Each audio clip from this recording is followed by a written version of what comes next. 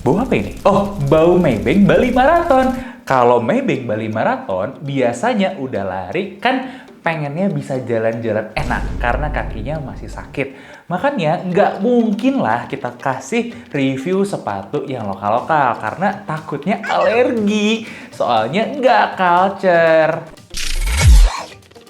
Halo guys, Dimas ini dan gimana maratonnya? Mudah-mudahan menyenangkan ya. Hari ini terkhusus buat kalian, kita sengaja tempatkan satu review yang ada banyak kaitannya sama brand lari dan culture juga, yaitu Hoka. Tapi khusus hari ini kita nggak bahas sepatu larinya, karena kan kalian kan udah nggak pakai lokal kan? Makanya kita akan bantuin kalian ketika milih sendal recovery pas pulang ke Jakarta nanti, biar bisa dipakai sama kaki kalian yang pegel-pegel itu. Nah, karena kita juga paham, biasanya kan kalau pakai sendal lokal tuh jadi agak alergi ya, ada reaksi-reaksi yang kurang nyaman. Makanya kita udah pilihin, ada brand luar aja sekalian. Ya, hitung-hitung membantulah kalau kalian butuh sesuatu yang menyehatkan ya, menyehatkan feed Instagram kalian dengan ada ekstranya.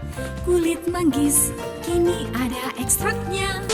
Soalnya takutnya nanti kalau ada brand lokal jadi nggak sehat feed Instagramnya. Sendal recovery Hoka ini sebenarnya udah punya nama banget dari beberapa tahun yang lalu ya. Top of mind-nya kalau kita ngomongin sendal recovery itu nomor satu Hoka memang kalau di pasar Indonesia. Kenapa? Karena UFOS-nya nggak masuk. Kalau di Amerika sendiri memang Hoka dan UFOS ya. Personal opinion, gue cenderung agak lebih ngelirik UFOS. Kenapa? Karena gue lihat modelnya nggak setinggi Hoka. Dan Hoka ini sebenarnya agak dilematis. Kenapa? Karena soalnya itu kan seperti sepatu-sepatunya yang relatif tinggi, meskipun sendal recovery ini tuh masih bearable lah tingginya. Buat beberapa style yang lain, ini stylenya kayak clogs ya, karena kan dia ada yang sendal slide, dan ini model clognya kita sedikit lebih suka nih, makanya kita review yang ini. Menurut gua, ini adalah salah satu sendal recovery yang looknya cukup cakep di market. Ya, garis-garisnya gitu, ini ada tekstur-teksturnya yang memang tegas banget. Keren sih, memang looknya beda gitu, nggak kayak misalkan kalian pakai Crocs, yang Crocs kan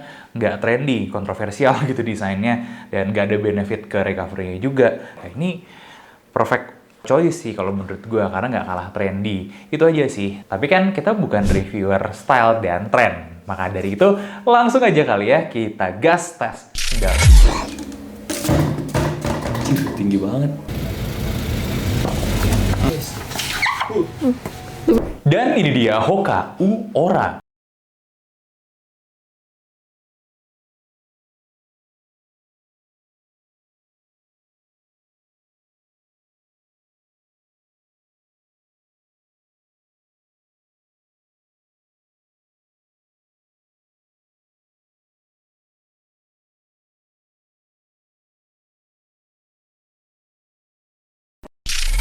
Ini kan barang Amerika ya, gue pengen komentarin dikit soal penamaan namanya. Jadi Hoka ini kok agak unik. Biasanya kalau brand Amerika tuh punya sense of naming yang relatif keren ya. Cuman kalau ini bukannya nggak keren gitu, tapi membingungkan. Gimana bacanya? Nanti gue diprotes lagi, kayak dulu pernah bilang 2XU, padahal bacanya 2 times U. Padahal ya suka-suka gue kan, harusnya boleh ya ngomong kayak begitu. Oke, pertama kita bakal ngomongin materialnya. Buat ngebahas material ini khusus, kita akan lepas bagian dalamnya. Jadi kita bisa bilang ini ada dua part ya. Yang pertama adalah exterior shell-nya dan bagian insole-nya. Kita bahas exterior shell-nya dulu ya. Ini kalau dibilang bahannya kayak bahan pylon, kayak kalian suka komen, ya memang karakternya begitu sih. Cuman ini bukan kayak sepatu pylon murah, tapi ada beberapa hal yang menurut kita akhirnya menarik. Makanya kita coba di lapangan. Satu, kita tes grip dulu nih. Karena kan ini material yang sama ya, di atas dan di bawah. Ternyata di keramik licin itu gripnya bagus, sangat oke sekali. Jadi, dan kalau kalian tes di keramik basah, itu juga masih sangat bagus sekali. Jadi memuaskan lah kalau menurut gua. Selanjutnya, karakteristik material ini tuh beda. Dia kelihatannya lebih tough, lebih kuat gitu. Maka dari itu, kita coba yang agak ekstrim. Gimana jadinya kalau sampai kelindes mobil? Kan bisa aja ya. Ternyata jadinya Kayak begini nih, ada sedikit perbedaan di mana setelah dilindes, ini agak berubah tingginya, tapi masih maintain shape-nya dengan sangat bagus sekali. Beda dengan sebelumnya, barengan dengan sendal ini kita ngetes sendal Pylon murah yang harganya 100 ribuan, itu bener-bener berubah banget karakteristik sendalnya, sedangkan ini enggak. Nah, jadi benernya price point lebih mahal itu menunjukkan juga kualitas yang lebih baik. Oke dong, gue sendiri relatif puas sama ketahanannya, tapi bukan itu aja yang mau kita bahas, karena ini tanpa insole ini jadinya kayak sendal clog biasa. Yang bikin ini jadi recovery sendal itu justru bagian insole-nya, dual density, dimana bagian insole-nya ini lebih empuk daripada bagian luarnya. Kita bisa lihat lah, untuk tes durometer jelas lebih keras bagian shell luarnya kalau dibandingkan dengan insole-nya, dimana sendal recovery itu memang butuh agak empuk. Dan dengan pemisahan kayak gini, dia bisa punya sendal yang punya karakter kuat gitu, tapi juga tetap bisa kasih keempukan. Oh ya, note tambahan tentang material ini, gue baru dapat note ternyata memang ini bahan materialnya beda, bukan Pylon, bos. Ternyata ini adalah sugarcane Eva. Sugarcane itu tebu dan Eva gitu ya. Nah, gue belum dapat exact jawabannya itu tuh apa sebenarnya. Tapi memang ada tren untuk membuat sol kayak gini dari bahan-bahan yang lebih ramah lingkungan. Bahannya dari bahan-bahan yang lebih organik. Nah, salah satunya diterapkan juga di Hoka ini. Makanya mungkin kalau kalian pegang memang berasa beda gitu dengan sendal-sendal yang biasa. Ini sebenarnya lebih menjawab rasa penasaran gue,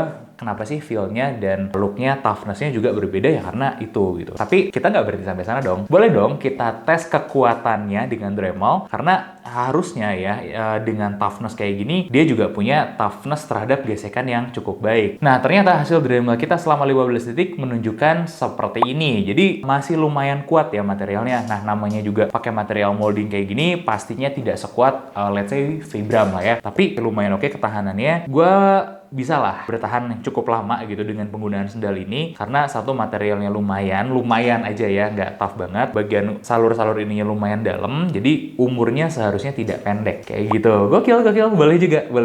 Gue rasa gue akan memberikan rating 8,5 dari 10. Oh ya, banyak yang nanya soal ketahanan panas atau dijemur di bawah sinar matahari itu kayak gimana. Kita belum melakukan, karena memang kita masih akan pakai sendal ini untuk beberapa waktu ke depan. Jadi kita harusnya akan update gimana pemakaiannya, let's say ya, setelah 3 bulan atau 6 bulan, benefitnya kah, kemudian ketahanan sendalnya kah, apa yang terjadi dengan sendalnya, dan lain sebagainya. Itu kita akan coba jawab dalam beberapa waktu ke depan. Nah, maka dari itu, kalau kita panasin atau kita jemur gitu ya dan ukurannya berubah, ini jadi kurang ideal nanti pengetesannya. Jadi mohon maaf dulu. Cuma kalau memang dari pengalaman kita, apakah akan jadi menciut? Kemungkinan sangat besar iya. Nah, tapi seberapa besar penciutannya itu yang kita belum bisa jawab. Tenang aja, kita masih akan tes ini jangka panjang lagi. Next, kita akan bahas tentang fitting-fittingnya. Branding Hoka itu biasanya terkait dengan fittingnya yang lebih lebar. Kayak gimana fittingnya? Jadi overallnya tuh menarik. Jujur ini lebar banget. Jadi buat kalian yang kakinya lebar, ini pilihan yang bagus, pilihan yang tepat gitu ya.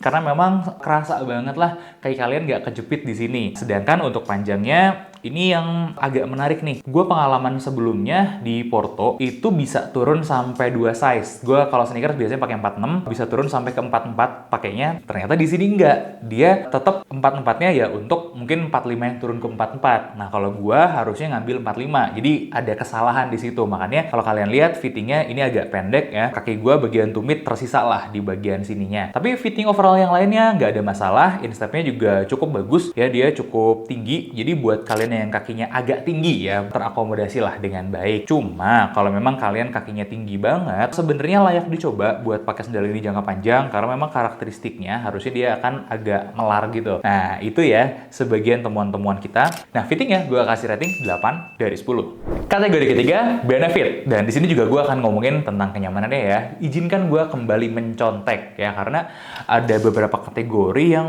gue tetap tidak bisa menghafalkan. Beberapa hal yang wajib ada di sendal recovery. Nomor 1, shock and cushion footbed ya, untuk shock absorber dan comfort. Nah, segimana comfortnya dan segimana shock absorbernya. Ini untuk soft cushionnya dengan tes hidrometer di mana di angka 20-an buat di insole-nya. Tapi buat shock absorption, ini yang kita belum punya pengetesan yang sangat sahih sekali. Apalagi ini kan ada dual density nih. Karena kalau kita tes drop ball di atas dengan di bawah pasti beda. Ketika kita jalan ya, penyerapan shocknya itu harusnya adanya di bawah gitu, bukan di atas. Jadi sementara setidaknya kita akan coba ilustrasikan dengan drop ball ini dulu. Sebenarnya sih dari segi cushion dan energy return yang dilihatin dari tes drop ball ini, dia tuh bagus banget. Dia sangat bonci parah. Nah, ketika dia punya karakteristik yang bonci gitu ya, ini agak beda dengan penyerapan shock, dimana harusnya kan teredam gitu ya. Logiknya tuh begini,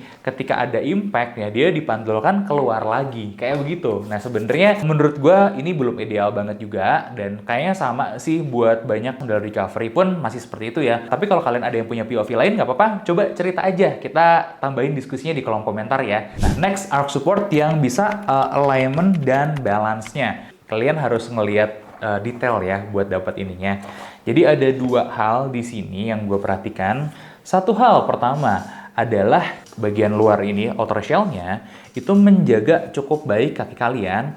Mulai dari luarnya, bagian belakangnya juga ini kan agak naik. Jadi kalau pas ukurannya nanti agak ngunci heel-nya di belakang, dia itu good. Lumayan menarik lah. Meskipun kalau kalau kita ngomongin sendal, sebenarnya belum ngelok sempurna banget. Karena kalau sendal yang oke itu, ya mau nggak mau harus ada talinya gitu di belakang yang lebih nahan. Untuk kategori sendal slide udah cukup bagus. Nah untuk posisi-posisi telapak kakinya, ini yang bagus banget. Jadi di sini kita ngelihat lengkungan-lengkungannya, mulai dari heel-nya, bagian kanan kirinya ya, kaki yang di depan sini itu sudah terakomodasi dengan sempurna, bahkan posisi-posisi jempol dan jari-jari kaki yang lain. Nah, ini kita bisa lihat juga ya, di sini posisi jempol ada space dengan jari-jari kaki yang lainnya, jadi nggak terlalu kejepit banget. Meskipun gue nggak bisa bilang ideal seperti barefoot juga. Mereka masih agak bukan kejepit ya, jadi memang menyempit lah di bagian toe box-nya gitu ya. Meskipun nggak sempit-sempit banget, dan begitu kita udah masukin ini ke dalam, kita masukin kaki ke dalam sini, terjaga dengan baik. Ini bukan sepatu stability, tapi kaki kita relatif dijaga buat bisa lurus. Next, breathable material. Nah, ini karena banyak lubang-lubangnya, ini sebenarnya sangat breathable juga. Kalau kita boleh bilang ini ada uliran-uliran di sini. Kenapa sih ada uliran-uliran? Ini salah satunya memang untuk ngebantu breathability-nya, meskipun memang nggak banyak ya. Jadi ada bisalah sedikit sirkulasi udaranya. Messaging features. Kalau kita ingat Porto kemarin kan tonjolan-tonjolan itu berasa banget ya. Nah, memang itu adalah tonjolan-tonjolan yang untuk messaging feature-nya gitu ya. Kalau di sini kurang ada tekstur gitu di alasnya, tapi ini lebih ke anti-slip aja daripada buat masasnya gitu. Nah, mungkin kalau gue lihat tonjolan di tengah sini lebih ke support-supportnya aja. Jadi, mungkin logiknya Hoka ini nggak sampai ke penekanan di titik-titik tertentu untuk bisa meningkatkan sirkulasi darah, tapi asal tersupport dengan baik aja, kayak begitu. Nah, makanya untuk kedepannya kita tes juga ke beberapa runner yang baru beres latihan ya di weekend,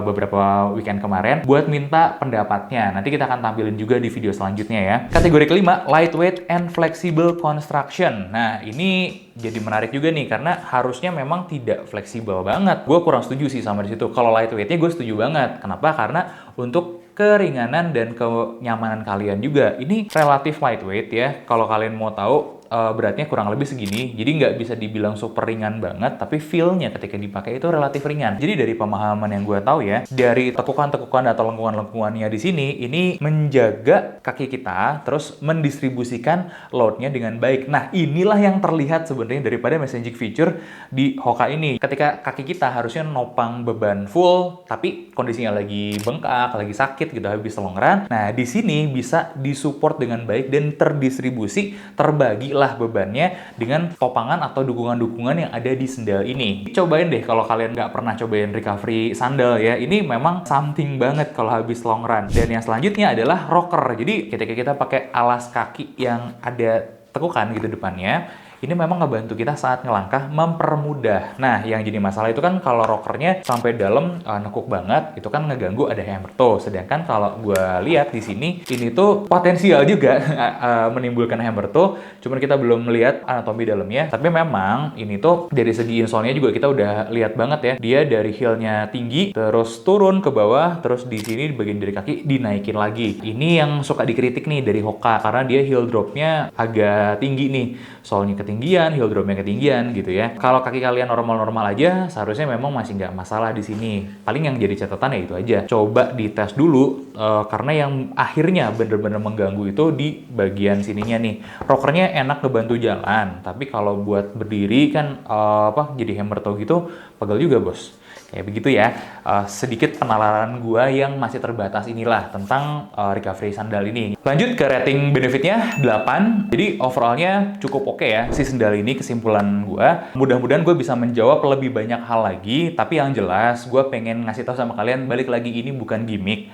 Ini sangat oke sekali. Beberapa hal yang harus kalian tahu, bersihnya gampang banget. Terus yang kedua, di mana sandal recovery ini kita mau mewanti-wanti, tolong hanya digunakan habis kalian long run misalnya, butuh sendal, ya udah sementara itu aja, bukan dipakai seharian, bukan dipakai tiap hari. Kalau nggak lagi lari pakai sendal ya pakai sendal ini, nggak, bukan kayak gitu guys. Ini tuh bener-bener buat recovery aja. Jadi secukupnya aja ya diposisikannya, dan tolong jangan digunakan buat nyetir atau naik motor dan lain sebagainya. Dan final rating sendal ini adalah 8,2 dari 10. Nah, gue masih akan membandingkan sendal ini dengan sendal Porto X. Jadi ini masih bersambung reviewnya. Kita akan ketemu di video selanjutnya, pembahasan Hoka versus Porto X. Gue Dimas undur diri, sampai ketemu di bedah sepatu selanjutnya.